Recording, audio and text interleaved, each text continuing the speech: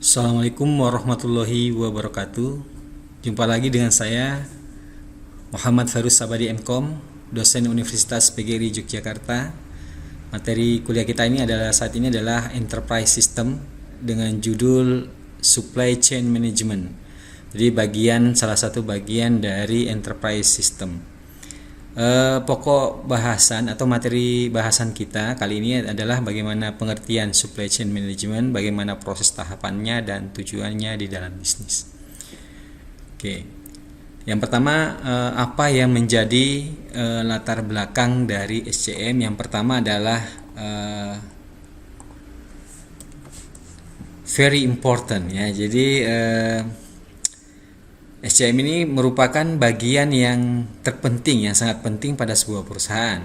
SCM yang baik mengindikasikan daya saing dari perusahaan tersebut. Jadi sebenarnya kalau sebuah perusahaan mau dinilai ya, apakah dia perusahaan yang baik ya, bisa dilihat dari kemampuannya dalam mengelola SCM, supply chain management, manajemen rantai pasoknya.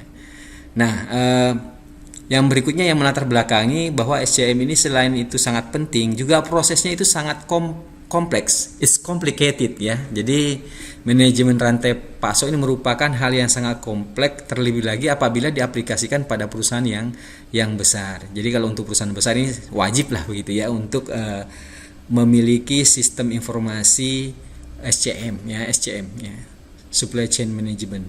Nah,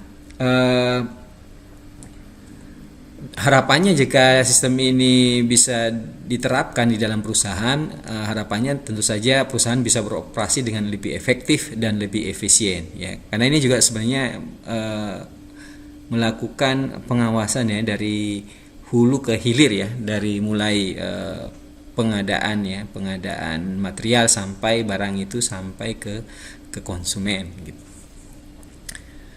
Kemudian kita lanjut, apa definisi dari SCM? Nah, minggu lalu ya kita sudah juga menjelaskan apa definisinya, yaitu kegiatan yang memanfaatkan teknologi informasi untuk mengelola semua proses yang terlibat dalam pembuatan produk, mulai dari pengolahan bahan mentah hingga produk jadi yang sampai ke tangan konsumen. Jadi sekali lagi, supply chain management atau manajemen rantai pasok ini fokus pada mata rantai pasokan dari hulu ke hilir untuk mencapai tingkat efisiensi dan efektivitas agar perusahaan itu bisa berjalan dengan baik secara optimal dan maksimal ya. Kemudian intinya bahwa mulai prosesnya adalah ketika mulai ada pemesanan ya dari customer ya, kemudian dilakukan perencanaan ya, sehingga kemudian barang tersebut dikirim ke konsumen.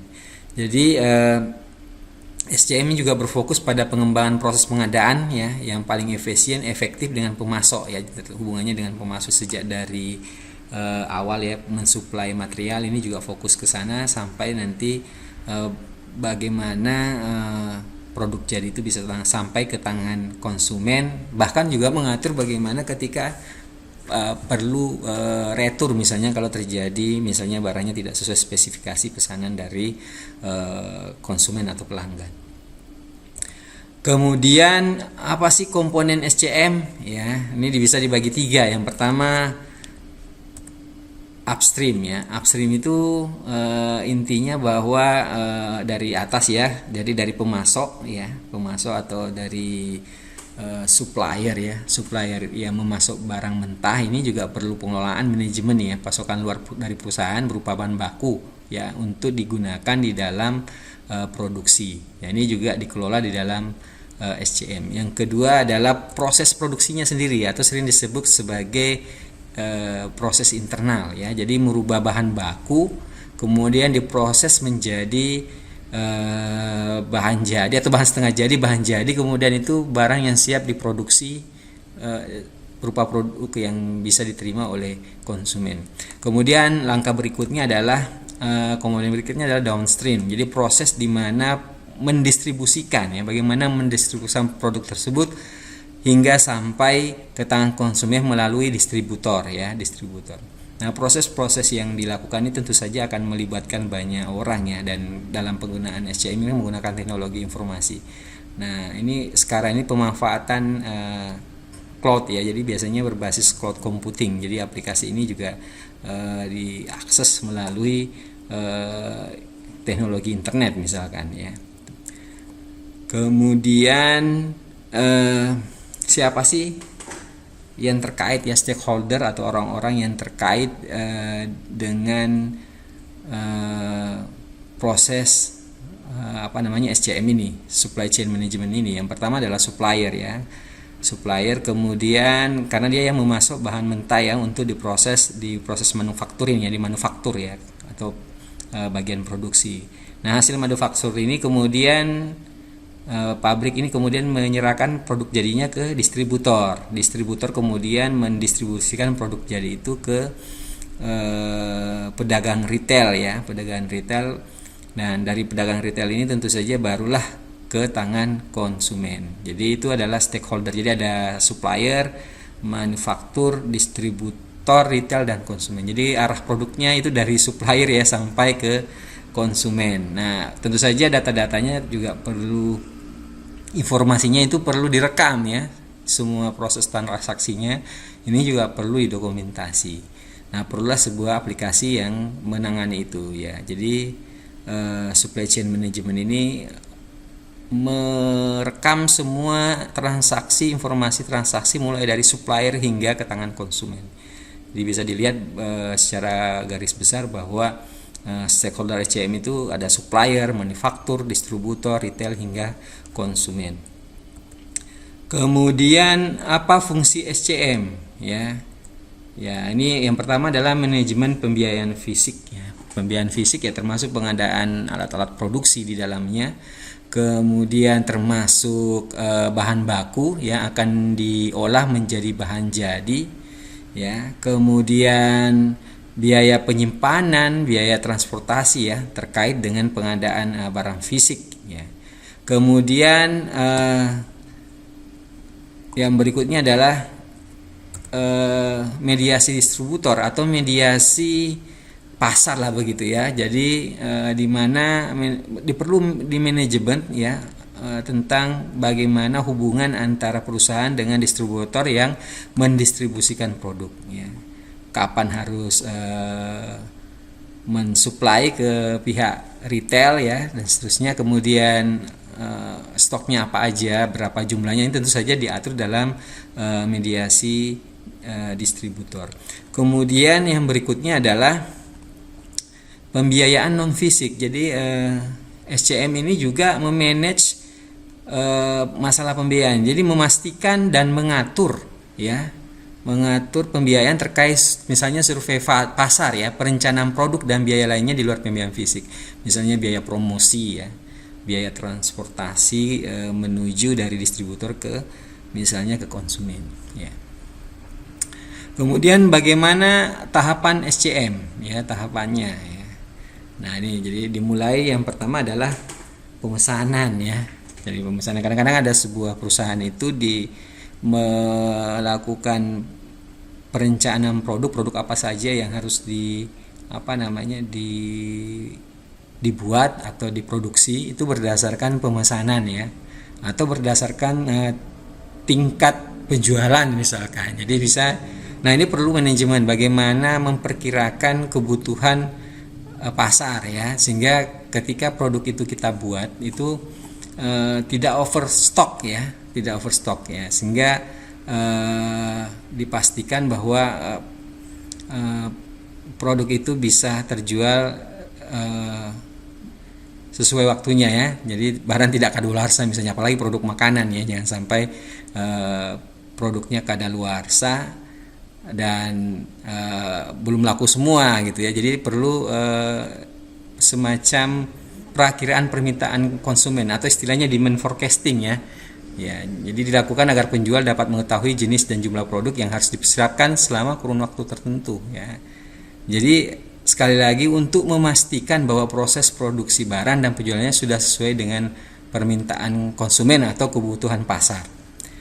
Nah, ini sebenarnya sih bisa dilakukan dengan melihat laporan penjualan ya, tingkat penjualan, melihat dengan minat konsumen seberapa jauh terhadap sebuah produk ya. Kemudian tentu membutuhkan sebuah sistem khusus ya untuk manajemennya ya. Nanti kita akan bahas secara lebih dalam ya tentang aplikasi forecasting ya untuk memungkinkan perusahaan dapat memprediksi penjualan itu dengan cepat gitu ya.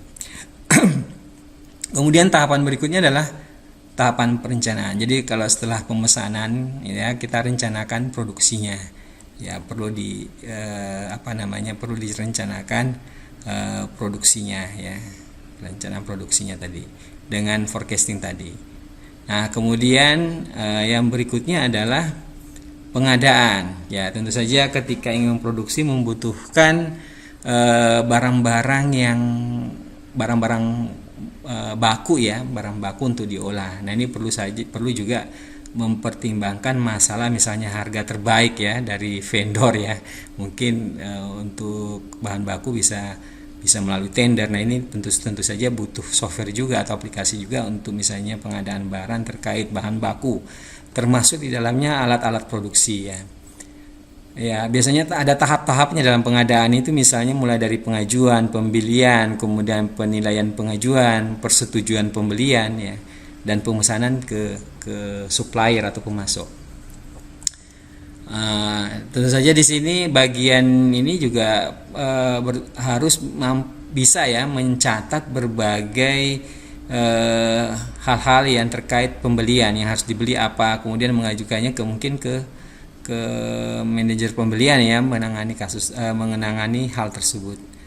Nah, tentu saja pengadaan ini akan menjadi lebih baik juga kalau didukung oleh sistem pengadaan. Jadi di SCM ini ya terdiri dari berbagai aplikasi juga ya teman-teman. Jadi dia terdiri dari berbagai modul-modul yang memastikan semua tahapan proses di dalam SCM itu bisa berjalan ya. Mungkin contohnya adalah aplikasi procurement ya. Ya, jadi menyediakan portal juga bagi pihak luar, utamanya supplier. Jadi dia bisa tahu kebutuhan dari perusahaan itu. Jadi mungkin sistem procurement ini bisa diakses oleh pihak vendor atau pihak supplier untuk melihat kebutuhan kita. Kemudian tahap berikutnya adalah tahap produksi. Ya, ini proses produksi merupakan proses yang mengolah seluruh bahan baku tadi menjadi produk jadi ya. Nah, proses ini biasanya tidak hanya melibatkan tenaga kerja manusia, biasanya juga mesin. Jadi nah ini perlu juga di manajemen ya, jangan sampai ada terjadi pemberhentian proses produksi karena akan menyebabkan penundaan pengiriman pesanan karena barangnya nggak jadi ya, akhirnya pengirimannya tentu saja akan bisa jadi terhambat ya, tidak terkirim. Nah, tentu saja kalau terjadi penundaan seperti ini itu bisa saja mengecewakan konsumen ya. Istilahnya apa? Downtime ya. Ini harus dihilangkan ya. Jadi sistem ini perlu juga dibuat misalnya penjadwalan produksi untuk memastikan produktivitas tenaga kerja, mesin dan peralatan. Jadi tiga hal ini yang terkait dengan produksi ya, yaitu tenaga kerja, mesin dan peralatan ya, peralatan produksi. Selanjutnya adalah inventory atau pengelolaan gudang ya. Setelah produksi selesai tentu saja perlu digudangkan karena tidak semua langsung kemudian dikirim ke distributor ya. Nah, ini ada yang namanya proses inbound ya. Inbound itu penggunaan itu tidak hanya dari produksi jadi sebenarnya ya, bisa juga dari menggudangkan data-data dari bahan baku juga hasil produksi tadi. Jadi bukan hanya yang masuk ya, tapi yang keluar juga. Jadi inbound dan outbound ya, barang yang masuk maupun yang keluarnya. Termasuk masalah misalnya pengambilan barang, pengepakan, cross docking atau stock opnam ya, ini juga diatur dalam sistem inventory. Nanti kita akan jelaskan sendiri apa itu sistem inventory sebagai contoh kasus untuk pertemuan kita kali ini. Nah, setiap barang yang masuk ya dan keluar memang harus dicatat ya secara berkala agar tidak ada perbedaan antara jumlah fisik barang yang sebenarnya dengan jumlah yang tercatat di dalam pembukuan. Jadi sistem ini penting ya supaya Mungkin suatu saat dibutuhkan pengecekan fisik secara langsung ya, dan dicocokkan dengan yang ada di dalam sistem ya. Nah, ini membutuhkan software ya, software warehouse, manajemen warehouse misalnya. Nanti kapan-kapan kita juga bahas secara mendalam bagaimana mengembangkan sistem informasi manajemen pergudangan. Kemudian yang berikutnya adalah tahap pengiriman atau tahap distribusi ya. Nah, setelah barang di packing kemudian digudangkan, suatu saat pasti akan dikeluarkan untuk didistribusikan ya. Nah, ini melalui kurir dan transportasi harus sudah siap sebelumnya agar barang dapat segera dikirim. Jadi memang sudah perlu perencanaan dan penjadwalan ya, sehingga tidak terjadi keterlambatan ya di dalam pengiriman ini, untuk memastikan ya sampai ke tangan pelanggan secara tepat waktu ya. Nah, ini juga butuh aplikasi ya, aplikasi mungkin untuk melacak ya proses pengiriman distribusi dari manufaktur ke konsumen melalui distributor tadi ya. Jadi sistem ini bisa memantau posisi kurir ya, dan kurir juga bisa mengkonfirmasi kalau memang betul-betul sudah sampai ke tangan pelanggan gitu ya. Kemudian yang berikutnya adalah retur ya, retur. Jadi retur adalah biasanya terjadi kalau konsumen mengajukan pengembalian ya, karena mungkin pertama ada kerusakan, kemudian kekeliruan, misalnya kekeliruan jumlah, kekeliruan barangnya nggak rusak ya, tapi mungkin jumlahnya kurang, spesifikasinya tidak sama gitu ya, standarnya tidak sesuai standar misalnya. Kemudian masalah keterlambatan ya, bisa wah ini saya terlambat, butuhnya sekarang kok dikirimnya kemudian, sehingga barangnya mungkin jadi tidak bisa dipakai gitu ya untuk aktivitas tertentu. Nah, ini bisa saja pelanggan melakukan komplain ya terhadap proses pengiriman yang tidak sesuai. Nah, bisa saja tindakannya adalah yang pertama, kalau barangnya rusak atau tidak sesuai spesifikasi bisa berupa pergantian produk. Nah, kalau terlambat atau gimana bisa saja dijadwalkan ulang ya. Kemudian kalau memang barangnya tidak bisa disediakan lagi ya, mungkin perlu pengembalian uang ya. Pengembalian, mungkin teman-teman pernah belanja ya. Belanja di mana saja ya, toko hijau atau toko oranye itu ya, ada fasilitas retur ya. Ya, biasanya ada opsinya apakah barangnya lengkap, terlambat atau jumlahnya kurang misalnya. Ini bisa melakukan komplain terhadap proses pengiriman. Kemudian selanjutnya adalah contoh kasusnya ya. Tadi kan sudah kita bahas ya berbagai tahapan ya. Nah, salah satu contoh kasus atau contoh aplikasi di dalam SCM adalah sistem informasi inventory. Ya, yang pertama adalah manfaatnya ya dari sistem informasi inventory. Yang pertama adalah memonitor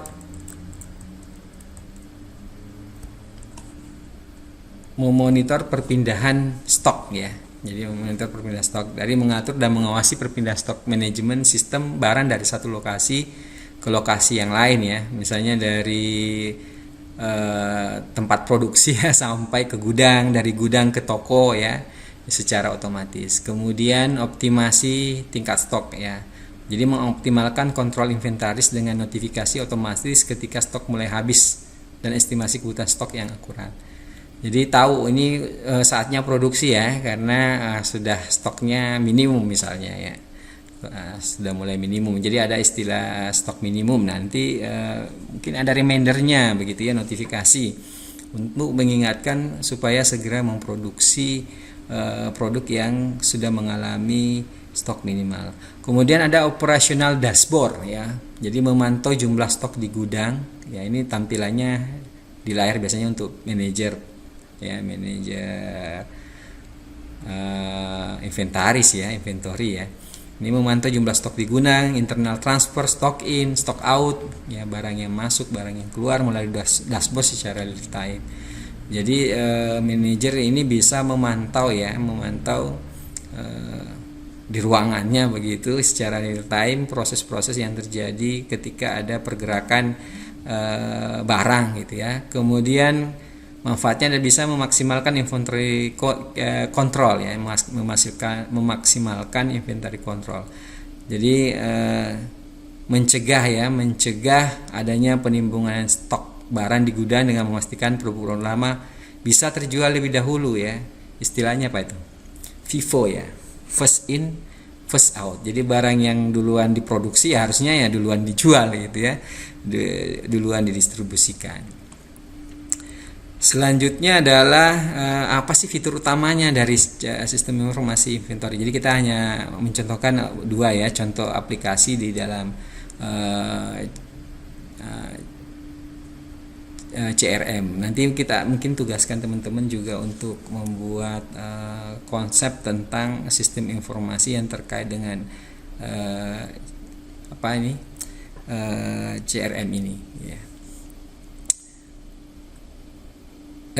Supply chain management, SCM ya, SCM ya, oke. Kemudian yang pertama apa sih fitur utamanya? Yang pertama misalnya barcode management ya. Jadi mengelola inventaris dan melacak pengiriman serta penerimaan barang di berbagai tempat secara akurat dan cepat. Jadi bisa dari misalnya barcode pengirim, ada barcode-nya ya setiap produk yang dikirim, dan bisa di tracking ya. Cukup pakai scan barcode, sistemnya bisa menginformasikan posisi dari barang tersebut. Kemudian ada lot and serial number tracking ya. Jadi menghasilkan dan melacak nomor seri serta nomor lot secara otomatis untuk melacak produk yang ada di gudang ya. Tadi ya, produk ada di gudang ini bisa kecek. Kemudian ada misalnya modul stock request management ya, mengelola permintaan stok dari seluruh cabang toko atau gudang secara approval yang otomatis ya, otomatis. Jadi menyediakan informasi kebutuhan di masing-masing toko. Toko ini sudah kekurangan stok, nah ini perlu disuplai. Jadi sistem ini terhubung juga dengan konsumen ya. Kemudian yang berikutnya inventory forecasting ya, mengestimasi jumlah stok barang yang harus disediakan dalam periode tertentu ya. Tadi sudah dijelaskan ya bahwa perlu meramalkan ya kebutuhan pasar ya, demand market ya. Nah, seperti itu. Kemudian inventory valuation. Jadi fiturnya yang lain adalah inventory valuation. Jadi melakukan valuasi inventaris di seluruh gudang setiap akhir periode pelaporan hanya dalam hitungan detik ya. Ini karena sudah menggunakan sistem. Kemudian yang berikutnya stock aging analysis. Stock aging analysis adalah analisis usia stok dan menentukan tingkat stok untuk barang yang terjual cepat dan yang lambat. Jadi mengetahui produk-produk mana sih yang paling laris, yang tidak begitu laris ya, sehingga mungkin bisa diatur penjadwalan produksinya maupun jumlah produksinya ya. Jadi bisa melakukan proses analisis. Nah, itulah mungkin fitur-fitur utama dari sistem informasi inventory. Berikutnya kita kasih contoh yang lain untuk supply chain management ya. Aplikasi supply chain terkait supply chain management adalah misalnya sistem informasi pengadaan. Sekali lagi, setiap proses tadi ya, setiap proses di dalam SCM tadi, mulai dari pemesanan sampai retur, itu harus sebaiknya memang ada sistem informasinya. Tapi di sini saya hanya akan mencontohkan dua saja ya, yaitu sistem informasi inventory dan pengadaan atau purchasing kalau istilahnya. Jadi yang manfaat dari sistem informasi pengadaan yang pertama adalah keterlacakan penuh ya. Produk akan masuk ke gudang dapat terlacak dengan mudah dan notifikasi muncul ketika pesanan terkirim dan diterima gitu ya. Kemudian ada manajemen barcoder yang mudah, pelacakan pengiriman dan pembayaran barang dari vendor disesuaikan jumlah barang yang sudah diterima. Kemudian biaya procurement terkontrol, aktivitas procurement lebih terkendali dengan manajemen dan budgeting cost center per departemen atau proyek. Kemudian manfaatnya pembayaran bisa tepat waktu ya, notifikasi otomatis untuk invoice dari vendor yang belum dibayar untuk meningkatkan efisiensi procurement. Ya. Jadi ngingetin juga Anda, ini kewajiban Anda misalnya kalau Anda disuplai barang dari pihak vendor atau supplier terkait pengadaan bahan baku ya. Jadi misalnya sudah waktunya membayar ya, membayar tagihan ya untuk pengadaan bahan baku ataupun barang produksi. Kemudian apa sih fitur-fitur utamanya ya, misalnya untuk sistem informasi pengadaan, yang pertama adalah PO, pre-order RFQ. RFQ itu request for quotation ya, yang merupakan tahapan yang dilakukan oleh sebuah bisnis atau organisasi untuk melakukan penawaran kepada penyedia barang atau vendor atau supplier ya. Nah, umumnya ini penawarannya itu terdiri sangat detail ya, seperti apakah itu barang atau jasa maupun spot ya, misalnya ya, dari barang produksi ya. Jadi barang produksi, jadi bukan cuma barang baku ya, tapi juga peralatan produksi. Nah, RFQ ini biasanya mencantumkan anggaran yang tersedia untuk barang-barang atau jasa-jasa tersebut. Kemudian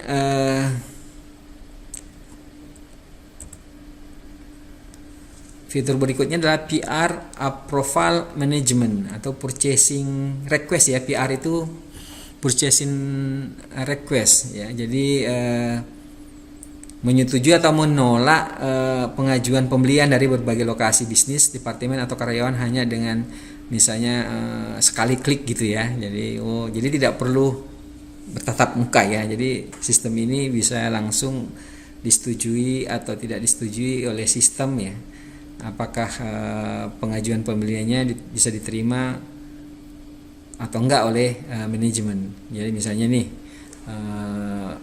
karyawan gitu atau divisi tertentu mau mengajukan pengadaan barang tertentu, jadi bisa dilihat apa yang diajukan, biayanya gimana, bagus apa enggak gitu ya. Nanti oleh pihak manajemen ini bisa langsung ditolak atau diterima dengan cukup satu klik ya. Oh, ini ditolak, mungkin bisa dilengkapi juga dengan alasannya ya. Kemudian online portal for supplier ya. Nah, vendor dapat berbagi katalog melalui vendor portal dan melakukan proses tender untuk mendapatkan penawaran terbaik dengan mudah. Jadi ada portal yang disediakan untuk vendor ya. Sistem ini juga harus menyediakan user interface ya, tampilan gitu ya, tampilan yang diperuntukkan untuk supplier sehingga dapat mengetahui kebutuhan kita ya, kebutuhan perusahaan terkait pengadaan bahan baku ya, jenis kualitasnya, waktu pengirimannya dan sebagainya, harganya dan lain-lain ya, yang terkait dengan bahan baku maupun alat produksi yang kita butuhkan, yang perusahaan butuhkan. Yang berikutnya adalah vendor supplier rating ya. Jadi kita bisa mengukur tingkat kinerja ya, tingkat layanan dari vendor atau supplier kita. Oh, ini dulu mau di blacklist atau enggak gitu ya, karena mungkin pernah mengadakan barang yang tidak sesuai dengan spesifikasi yang kita harapkan, atau terjadi markup ya, harganya terlalu tinggi dari pasaran pada umumnya. Kita bisa tandai misalnya ya, jadi ada ratingnya sehingga memudahkan manajemen misalnya, ini saya cocok dengan vendor ini atau tidak ya, bisa dilihat dari ratingnya. Kemudian blanket order management. Blanket order management ini adalah sebuah fitur yang mengirimkan ya secara berulang ya, secara otomatis gitu ya, apakah barang sesuai dengan harga dan waktu yang telah disepakati ya. Jadi untuk memastikan bahwa proses pemesanan barang itu baik harganya, jadi dia mengingatkan ini sebenarnya barang yang dikirim ini tidak sesuai gitu ya, tidak sesuai. Jadi sistem ini punya fitur yang bisa menilai juga apakah barangnya itu sesuai spesifikasi dan harga yang sudah ditentukan. Tentu saja sebelumnya ada inputan ya tentang spesifikasi dan harga yang kita butuhkan gitu ya. Kemudian fitur yang berikutnya adalah landed cost calculation ya, mengetahui biaya total pembelian produk termasuk misalnya pajak ini ya. Jadi jangan sampai pajaknya kelewatan ya. Kemudian biaya kirimnya ya, kemudian asuransinya, konversi mata uang ya. Nah, kadang-kadang pembelian barang itu tidak hanya di dalam negeri ya, di luar negeri ya. Ini bisa saja terjadi kalau terlambat kan nilai mata uang asing itu juga fluktuatif. Ini juga perlu dipertimbangkan ya ketika pembelian. Dan itu kan kita tinggal di Indonesia ya, mata uang kita rupiah gitu ya. Ini juga perlu menjadi perhatian ketika masalah konversi mata uang dan hal-hal lain yang terkait dengan proses pembeliannya. Dan itu akan mempengaruhi dari total pembelian produk. Itulah yang bisa saya sampaikan untuk pertemuan kali ini terkait supply chain management. Minggu depan mungkin kita akan bahas tentang yang paling penting ya, mungkin bagian dari enterprise system ya, yaitu ERP ya, Enterprise Resources Planning. Demikian dari saya Muhammad Fairuz Sabadi. Nah, terus ikuti channel ini untuk mengikuti perkuliahan Enterprise System. Terima kasih, matur nuwun. Wassalamualaikum warahmatullahi wabarakatuh.